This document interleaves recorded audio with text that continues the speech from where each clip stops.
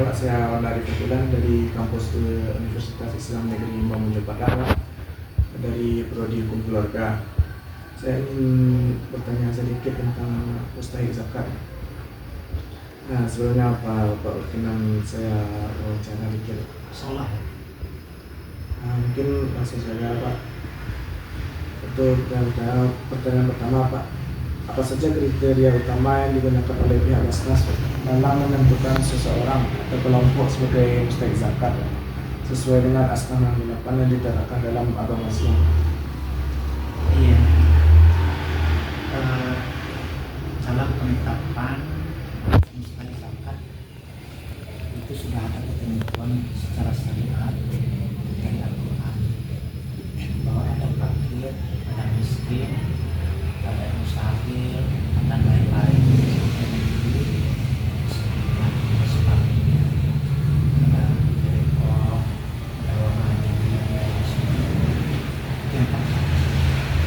Yang kedua, cara prinsip dalam penentuan mustahik ini lebih banyak kita merujuk kepada kefakiran dan kemiskinan.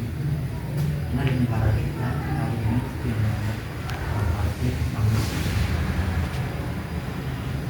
Sehingga nanti dalam pelaksanaan mustahik ini dalam penentuan zakat yang akan mereka dapatkan nanti bisa untuk modal usaha, pendidikan, kesehatan, dan lain-lain. Dan strategi. Mungkin saya Pak, itu bagaimana proses verifikasi dan survei yang dilakukan oleh pihak Basnas untuk memastikan calon mustahik benar-benar berhak dan masuk ke dalam kriteria yang telah ditetapkan tadi?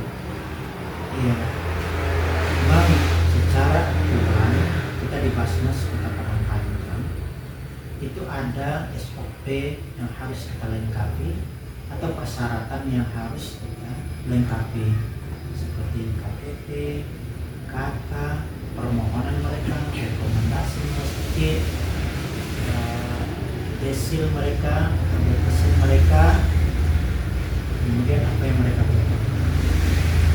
Dan yang kedua, bahwa di dalam setelah mereka melengkapi persyaratan, maka wajib didaftarkan dan kemudian dimasukkan ke dalam sistem.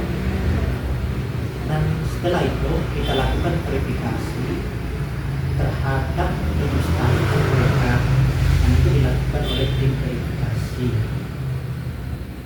yang ada di Basnas Kota Padang Panjang. Sehingga nanti kita wawancarai para mustahik, calon mustahik tersebut dari pekerjaan, penghasilan, dan lain-lain sebagainya, rumah mereka, dan lain-lain sebagainya. Sehingga nanti mereka nampak bahwa mereka itu berhak menerima zakat yang dikelola melalui Basnas Kota Padang Panjang, karena mereka memang betul-betul mustahik. Itu ya sebenarnya Pak, dari Asnaf yang 8 tadi Pak, golongan mana yang menjadi prioritas utama Basnas pada saat ini Pak, dan mengapa alasannya? Ya. Pertama yang paling skala prioritas untuk di Kota Padang Panjang khususnya, dan skala Kota Padang Panjang kita melihat kepada fakir dan miskin. Nah, kenapa itu yang dua tersebut menjadi skala prioritas? Karena rata-rata kemiskinan akan menciptakan ketidakberdayaan umat untuk melakukan apa yang mereka inginkan, sehingga bisa jadi mereka miskin secara SDM, bisa jadi mereka miskin secara ekonomi, dan lain sebagainya, sehingga kebutuhan dasar mereka tidak terpenuhi. Apalagi yang miskin ekstrim, jelas untuk konsumtif kebiayaan hari ini tidak terpenuhi oleh mereka, sehingga nanti maka kita di Basnas Kota Padang Panjang dua item ini, dua mustahik ini menjadi skala prioritas. Ekstrim kita lebih dahulukan, yang miskin tidak kita tinggalkan. Yang bertanya saya Pak, dalam praktik Basnas Pak, bagaimana membedakan antara golongan fakir dan miskin dalam konteks pendidikan bantuan? Itu kita lihat ada di SPP, kita tuangkan di SPP seperti bantuan parkir.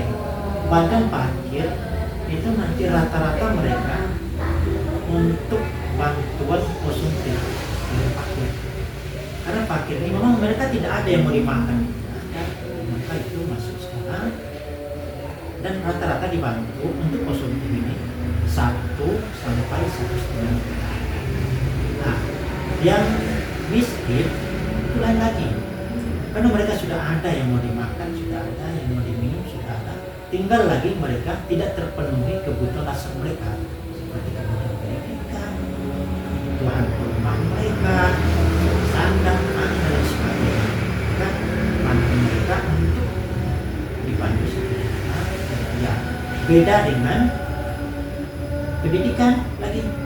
Nah, orang miskin, orang fakir bisa dibantu pendidikan, bisa dibantu kesehatan, karena ini untuk dimakan.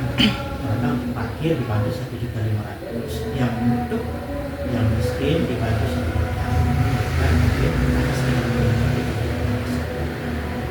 konsumtif.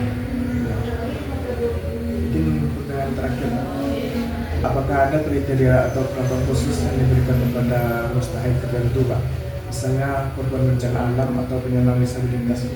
Iya, untuk korban bencana alam itu memang ada perlakuan khusus, karena mereka dalam korban bencana alam tidak ada yang seperti umpamanya lain, tidak ada pakaian, tidak ada yang mau dimakan, tidak ada perlindungan. Maka orang mulai sebenarnya ada perlakuan khusus kita berikan kepada mereka, mulai dari awal sampai akhir, dan malah perumahan mereka yang kita siapkan, mulai dari perlengkapan dapur mereka, perlengkapan rumah mereka, dan perlengkapan malah rumah disediakan. Nah, begitu juga dengan disabilitas, karena mereka tidak akan berdaya ketika tidak ada pasien. Maka yang disabilitas ini ada perlakuan khusus yang kita berikan kepada mereka. Mungkin mana yang bisa berusaha, kita beri masa usaha, apapun bentuknya. Ada yang pijat, kita biayai untuk pelatihan mereka itu di Jawa, di Surabaya, biayai kebutuhan mereka, mulai dari pemerintah keberangkatan sampai pemulangan, dan sampai untuk biaya mereka bisa bekerja. Nah, ini yang kita lakukan kepada yang dialami korban, sudah pasti disabilitas juga. Mungkin itu saja perjalanan kita. Terima kasih banyak telah meluangkan Pak. Ya, Saya sama-sama ada. kiri Assalamualaikum warahmatullahi wabarakatuh. Waalaikumsalam warahmatullahi wabarakatuh.